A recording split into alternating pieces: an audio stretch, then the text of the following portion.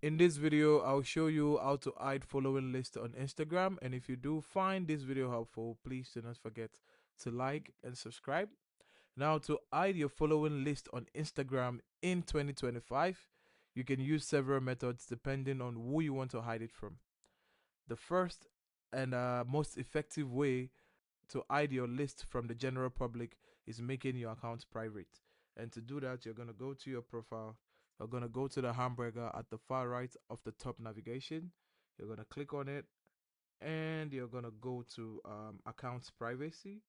Once you click on accounts privacy, you're going to toggle on the private account button. And once that comes on, you're going to be able to hide your following list from the general public.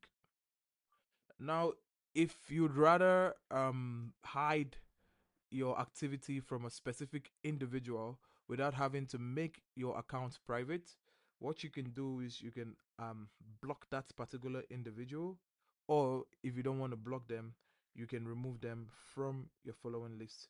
So what you can do is you can go to the particular individual, you click on these three dots, and then you unfollow them, or you come to the individual, you click into their profile, and you click at the three dots at the top, then you can block them or restrict them from here.